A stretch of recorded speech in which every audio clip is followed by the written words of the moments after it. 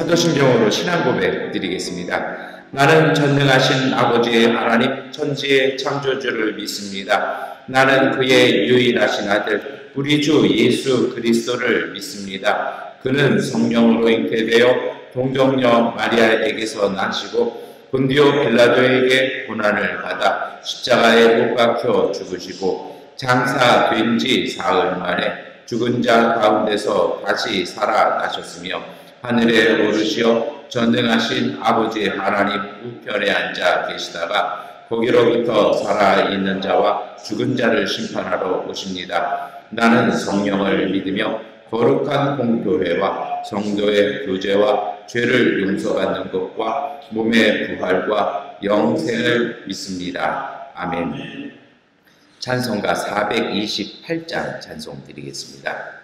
내 영혼의 빛비치니 조영과 찬란해 이 세상 어떤 빛보다 이 빛 더 빛나네 주의 영광 빛난 광채 내게 비춰주시옵소서. 그 맑은 얼굴 배울 때 나의 영혼 기쁘다. 내 영혼에 노래 있으리 주 찬양합니다. 주 귀를 기울이시사 다 듣고 계시네 주의 영광 빛난 광채 내게 비춰주시옵소서. 그 맑은 얼굴 배울 때 나의 영혼 기쁘다. 내 영혼의 봄날 되어서 주 함께 하실 때 그 평화 내게 깃들고 노래 또 피네 주의 영광 빛난 광채 내게 비춰주시옵소서. 그 맑은 얼굴 배울 때 나의 영혼 기쁘다. 내 영혼에 희락이 있고 큰 소망 넘치네 주 예수 복을 주시고 또 내려주시네 주의 영광 빛난 광채 내게 비춰주시옵소서. 그 맑은 얼굴 배울 때 나의 영혼 기쁘다. 아멘. 마태복음 28장 8절부터 15절까지의 말씀 세번역권 성경으로 함께 읽겠습니다. 여자들은 무서움과 큰 기쁨이 엇갈려서 급히 무덤을 떠나 이 소식을 그의 제자들에게 전하려고 달려갔다. 그런데 갑자기 예수께서 여자들과 마주쳐서 평안하냐 하고 말씀하셨다. 여자들은 다가가서 그의 발을 붙잡고 그에게 절을 하였다. 그때 예수께서 그 여자들에게 말씀하셨다. 무서워하지 말아라. 가서 나의 형제들에게 갈릴리로 가라고 전하여라. 그러면 거기에서 그들이 나를 만날 것이다. 여자들이 가는데 경비병 가운데 몇 사람이 성 안으로 들어가서 일어난 일을 모두 대제사장들에게 보고하였다. 대제사장들은 장로들과 함께 모여 의논한 끝에 병사들에게 은돈을 많이 집어주고 말하였다. 예수의 제자들이 밤중에 와서 우리가 잠든 사이에 시체를 훔쳐갔다 하고 말하여라. 이 소문이 총독의 귀에 들어가게 되더라도 우리가 잘 말해서 너희에게 아무 해가 미치지 않게 해 주겠다. 그들은 돈을 바꿔서 시키는 대로 하였다. 그리고 이 말이 오늘날까지 유대인들 사이에 널리 퍼져 있다. 아멘. 네, 우리 마태복음 28장 함께 읽으셨습니다. 마태복음이 전하는 부활의 이야기는 또 다른 복음서들과는 다릅니다. 대체적으로 보면요, 주일에 말씀을 드렸습니다만 요한복음은 종합적인 것이라면 마가복음은 무엇인가 좀 어둡습니다. 왜 그러냐면 부활한 이후의 공동체 그리고 그 신앙을 어떻게 가져가야 할지에 대한 무거움이 있었고요. 또 그러한 이유는 왜 그랬냐면 마가가 속한 공동체가 교회사적으로 보면 고난과 박해 가운데 있었던 공동체였기 때문입니다. 그런데 이 마태복음은 그래도 이 마가의 공동체보다는 조금 여유가 있었던 것이 있습니다. 그리고 훨씬 후대이기 때문에 부활의 소식, 부활의 주님을 믿는 신앙이 어떻게 그 고난과 핍박과 박해를 이겨내고 살아야 되는지, 그리고 참된 부활 신앙에 대해서 어느 정도 방향을 잡아가고 있던 것이 마태복음의 부활 소식이라고 이렇게 볼 수 있습니다. 오늘 말씀을 보면요, 오늘 본문에도 여인들이 천사의 이야기, 예수께서 부활하셨다는 소식을 듣고서 이게 사실 쉬운 얘기가 아닌 거죠. 그리고 전 그렇게 생각해요. 부활하신 것 자체가 무서움을 주는 것이 아니고요, 예수님께서 부활하신 그 다음에 자신들이 겪어야 되고 살아야 될 삶이 그게 부담되고 정말 무서웠던 것 아닐까라는 생각이 듭니다. 여러분, 그래요. 어린아이와 같은 마음은요, 있는 사실을 보고 그 자체를 생각합니다. 우리는 그것을 보고 어리다라고 이야기하기보다는 순수하다라고 이야기합니다.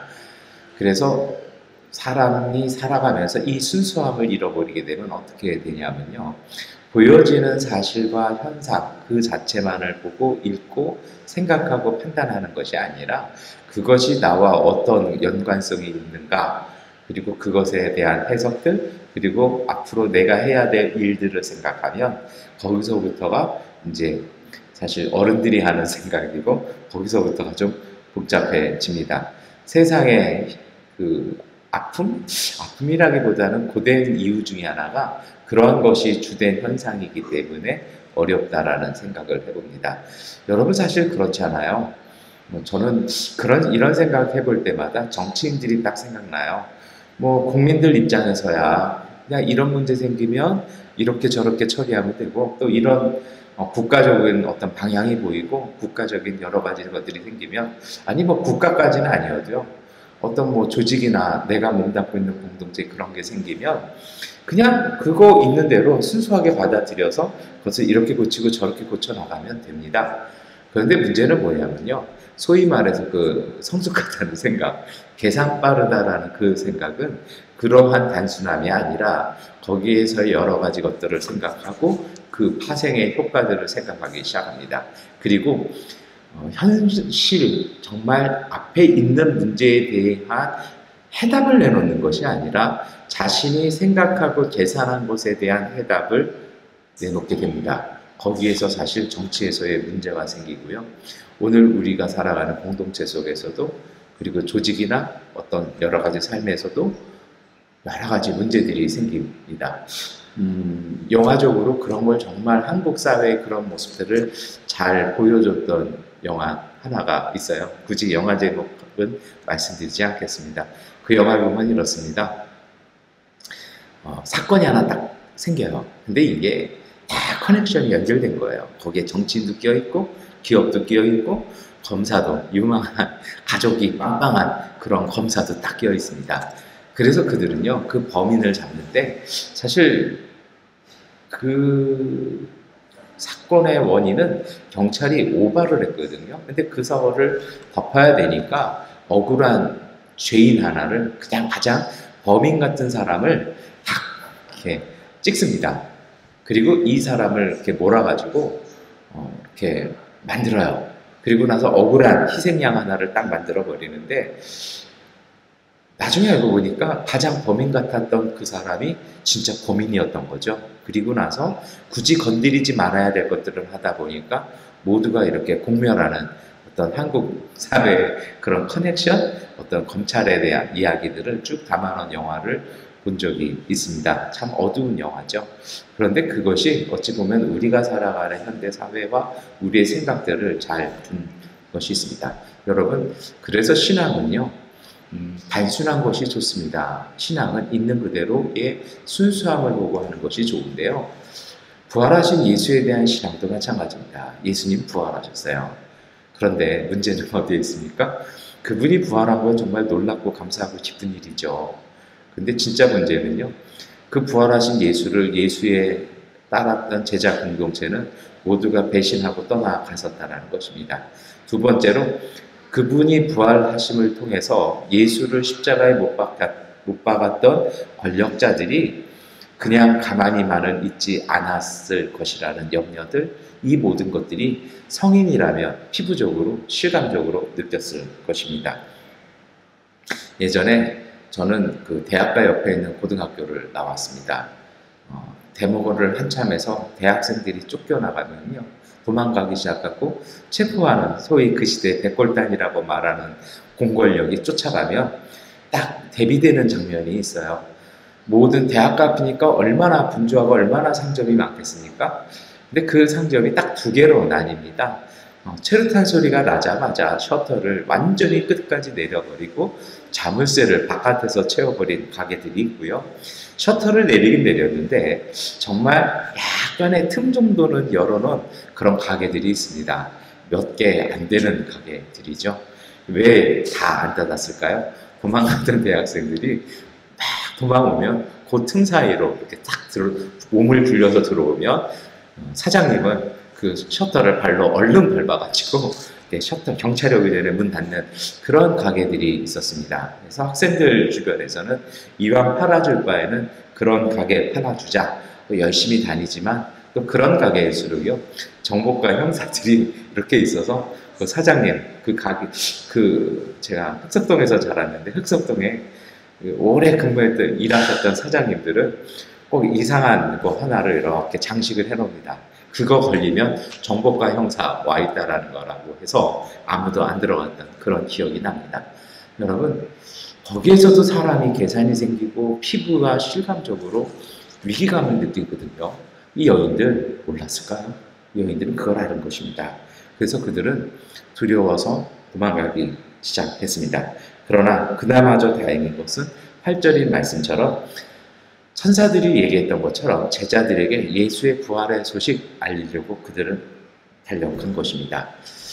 무덤가에서 이렇게 예루살렘 성 안으로 뛰어가는 여인들, 이들과는 또 다른 뛰어가는 사람들이 있었습니다. 그것이 바로 11절부터 나오는 경비병들입니다. 예루살렘 당국은 예수의 시신이 탈취되거나 정말 부활할지 모른다는 두려움으로 로마 총독에게 부탁해서 경비병을 세워두었습니다. 그런데 복음서의 증언을 따르면 예수께서 부활하실 때 지진이 나고 그 돌이 굴러가는 것 때문에 모든 경비병들이 무서워서 혼비백산에서 도망갔다라고 전해집니다. 그리고 나서 마태복음은 그 뒷이야기를 전해주고 있는 것입니다. 그런데 그 사람들 가운데 몇 사람이 그래도 아마 고창급이었던 것 같습니다. 이 사람들은 그래도 공식 보고 체계를 받습니다. 근데 참 머리가 좋아요. 자신들의 상관이었던 로마 총독에게 달려가는 것이 아니라 그 일의 주관자였던 대제사장들에게 가서 이 모든 이야기를 해줍니다. 그러자 12절에 보니 이 대제사장들의 처신이 나옵니다. 우리 12절, 13절 말씀 함께 읽겠습니다.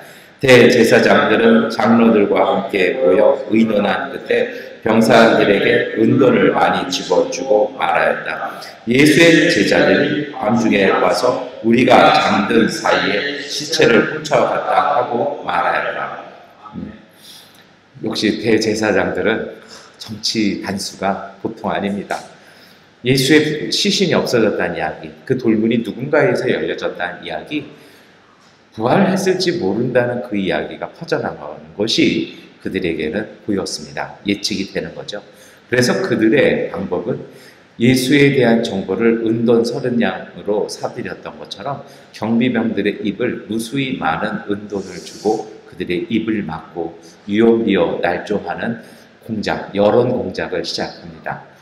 그렇게 함으로써 마태는 이렇게 얘기합니다. 마태 시대에도 많은 유대인들 사이에 예수는 부활한 것이 아니라 그 제자들이 시신을 훔쳐갔다라는 그렇게 조작되어진 유언비어가 마치 정설처럼 있었다라고 이야기를 합니다. 이제 좀 정리를 해보겠습니다. 예수의 부활 앞에서 예수님의 빈 무덤 앞에서 뛰어가는 두 무리의 사람들이 있습니다. 한쪽은 그리고 다른 한쪽도 모두 그 사실을 알고 있습니다. 두 사람들 모두가 다 두려움에 빠져 있었고 앞으로 어떻게 쓸지 모를 것 같습니다. 말씀드렸던 것처럼 두 집단 모두가 본능적인 직감, 그 무서움 때문에 부활의 사실이 두렵고 힘든 사실로 받아들여졌던 것이라는 것입니다. 그런데 차이가 드러나기 시작합니다. 한쪽은요, 돈을 받고 그것도 무수하게 많은 돈을 받고서 그것에 대한 거짓말을 유포하기 시작합니다. 그런데 다른 집단이 있죠. 우리가 처음 살펴보았던 여인들입니다. 그들도 무서웠고 제자들에게 이 소식을 알려주러 가는 것은 예수 그리스도의 부활의 소식이 기쁘고 복된 일이라기보다는 앞으로 우리에게 닥칠 그 일들에 대해서 논의하고 그래도 남자들이 어떻게 이 일을 해결하는 방향성을 잡아주기 위한 마음으로 달려갔을 것입니다. 그런데 여기에 변화가 생기기 시작합니다. 사실 이 변화가 이 두 집단의 차이이기도 합니다. 오늘 우리가 그 본문의 말씀을 읽었던 것처럼 가장 중요한 것은 그들은 예수를 만났다라는 것입니다. 9절 말씀 함께 읽겠습니다. 그런데 갑자기 예수께서 여자들과 마주쳐서 평안하냐 하고 말씀하셨다. 여자들은 다가가서 그의 발을 붙잡고 그에게 절을 하였다. 여러분, 예수님께서 그들에게 나타나신 것입니다.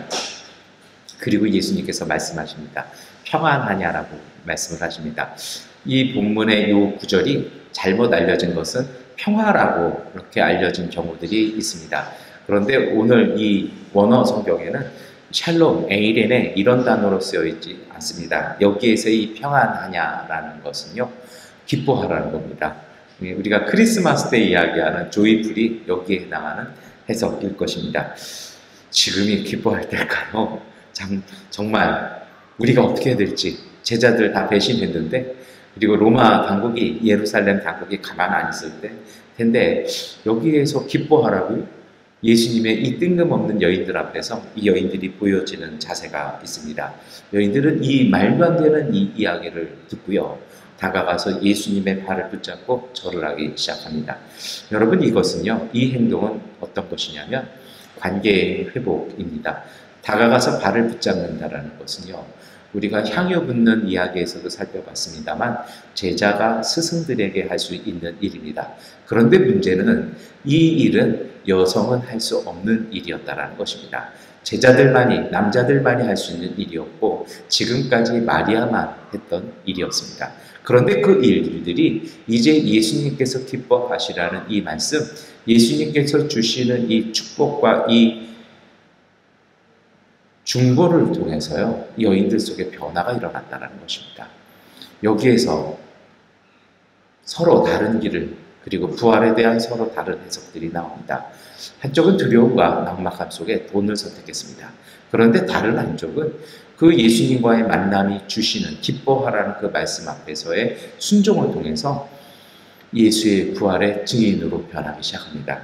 오늘 이 아침에 우리가 이 말씀을 살펴보는 이유는 이것입니다. 부활주일 지내고 난 오늘 우리의 삶, 그 삶을 어떻게 이어나갈까요? 부활에 대한 소식이, 주일에 말씀드렸던 부활에 대한 그 기쁨들이, 그리고 그 메시지들을 우리가 어떻게 삶을 살아가야 할까요? 저는 이랬습니다. 여러분, 부활의 소식을 마음과 삶에 지니고 사는 것은 결코 쉬운 것이 아닙니다. 그것은요, 그 찬송가 가사에 나오는 각오, 그 고백, 그 결심이 있기 전에는요, 부활의 증인으로 사는 것은 쉽지 않습니다. 그렇다고 이것은 정말 어려운 일일까요? 저는 그 해답이 오늘 9절의 말씀이라고 생각합니다. 오늘 말씀 전체에서 저는 그런 말씀을 드렸던 것 같습니다. 현상에 대해서 순수한 생각들, 단순한 생각들, 그것이 어리석어 보일 수도 있고 단순하다고 비하할 수 있습니다. 그러한 소식들보다는 대제사장들이 건네주는 돈뭉치를 붙잡는 것이 현실적으로 나아 보이는 생각일 수도 있습니다. 그런데 여러분, 여인들이 택했던 이 단순한 행동, 기뻐하라는 예수님의 이 말씀 앞에서 예수의 발을 붙잡고 껴안고 절을 하는 예수의 말씀 앞에 순종하는 이 여인들의 믿음, 이 믿음이 부활의 증인으로서의 삶을 살아갈 수 있는 신비와 그 은총과 그 능력을 부여하는 것입니다. 그래서 정말 중요한 것은요, 오늘 우리가 부활하신 예수 그리스도를 삶 속에서 만나는 것입니다. 부활주일의 말씀을 드렸던 것처럼 만나는 것이죠. 그리고 그 예수를 경외하고 그 예수님과의 관계 속에서 우리가 예수 따라가는 삶을 살겠다라는 삶의 고백 속에서 그 두려움은 변하여 기쁨 된다라는 것입니다. 그래서 예수님께서는 10절에 말씀하십니다. 함께 읽겠습니다. 그때 예수께서 그 여자들에게 말씀하셨다. 무서워하지 말아라. 가서 나의 형제들에게 갈릴리로 가라고 전하여라. 그러면 거기에서 그들이 나를 만날 것이다. 아멘. 여러분, 무서워하지 말고 기뻐하라는 그 예수님의 말씀이요, 오늘 우리가 삶을 살아가는, 신앙을 지니고 살아가는 삶의 일상은 우리가 알 수 없는 일로 가득합니다. 그런데 우리가 지녀야 될 부활의 고백은요, 무서워하지 않는 것입니다. 세상의 생각, 오늘 우리의 생각이 지혜로울 수는 있으나 그것이 진실은 아닙니다. 그렇다면 우리가 가져야 할 것이 있죠. 그것이 무엇일까요? 예수님께서 우리에게 주시는 기쁨, 그리고 기뻐하는 그 마음에 대한 믿음, 그것으로 그 무서움을 다스리고 살아야 할 것입니다. 그리고 오늘 우리가 가야 할 곳이 있습니다. 내가 원하는 곳, 내가 기뻐하는 곳이 아니라 예수께서 말씀하신 그 자리로 가야 할 것입니다. 예수님께서는 갈릴리로 가라고 말씀하십니다. 하나님의 아들이 좀 그랬어요. 예루살렘이나 좋은 곳이 아니라 예수님께서는 그 시대에 버려진 땅 한가운데로, 가장 가난하고 가장 멸시받는 사람들 한가운데로 오셔서 그 동네 사람, 갈릴리 사람, 그 속에서도 외졌던 산골 동네 나사렛 사람으로 지내셨습니다. 그리고 그 부활하신 예수님은 제자들을 만났던 그 척박한 곳, 그렇게 멸시받고 조롱받고 무시당하던 그 땅으로 부활하신 예수님은 다시 가셨습니다. 그리고 제자들에게 말씀하십니다. 다시 그곳 가라는 것입니다. 어찌 보면 다시 쳐다도 보기 싫은 그 갈릴리, 가난이, 그리고 삶의 애환들이 지긋지긋하게 보이는 그 갈릴리가 예수를 만나는, 부활하신 예수를 만나는 하나님의 성전이라는 것입니다. 황금에 둘러싸인 전이 아니라 삶의 아픔, 삶의 애환, 그럼에도 불구하고 살기 위해서 몸부림치며 열심히 살아가려고 하는 사람들이 살아가는 것, 그러한 삶의 노력들이 어떤 사람들에게는 무식하고 어떤 사람들에게는 참 안된 사람들로 보이는 그러한 삶의 자리, 그 한가운데로 부활하신 예수님은 가셨고 그곳에서 나와 다시 만날 것이라고 말씀해 주셨습니다. 여러분, 부활하신 예수를 믿는 오늘 우리의 믿음이 로또 맞는, 우리가 성공하고 마치 기복적 신앙으로 우리의 소원 성취하는 그러한 능력과 그러한 은혜와 기쁨을 주는 부활의 주님이 아니라 우리의 삶의 자리 속에서, 우리의 삶의 일상 속에서요, 평범해 보이지만 순수한 마음 갖고 살아가는 오늘 우리의 삶의 자리 속에 하나님 나라는 거기에 있다라는 것입니다. 그리고 부활하신 예수님은 오늘 우리로 그 자리로 불러주십니다. 이제 이 새벽에, 그리고 이 예배가 끝나면 우리는 다시 삶의 일상, 우리의 집, 우리의 일자리로 돌아갈 것입니다. 그런데요, 이 새벽 예배를 마치고 저 문 열고 나가는, 그리고 맞이하는 태양빛 바라보면서요, 아침 햇살 바라보면서요, 아침에 그 공기를 맡으면서요, 이제 나는 내 집으로, 내 일터로 돌아가고 어찌 보면 지긋지긋하고 두려움 있고 문제 많아 보이는 내 일상으로 걸어가는 것이 아니라 부활하신 예수님께서 부르시고 예수님께서 기다리시는 그 자리, 예수님 만나러 간다라는 그 마음의 감동, 감격과 기쁨, 그 마음 가지고 우리의 삶의 자리로 갔으면 좋겠습니다. 여러분, 그 속에서, 그 믿음 속에 부활하신 예수 그리스도의 기뻐하라는 이 은총이 오늘 우리 가운데 삶의 체험으로 열매로 맺어질 것입니다. 기도하겠습니다. 전능하신 아버지 하나님, 오늘 우리와 함께하여 주시니 감사합니다. 능력의 아버지 하나님, 간절히 간구하고 원하오니 우리 마음속에 있는 두려움, 우리 마음속에 있는 불안함, 때로는 무서움들, 하나님 이제 이 모든 것 속에 그리스도의 평안이, 그리스도의 기쁨이 우리 가운데 있게 하여 주시옵소서.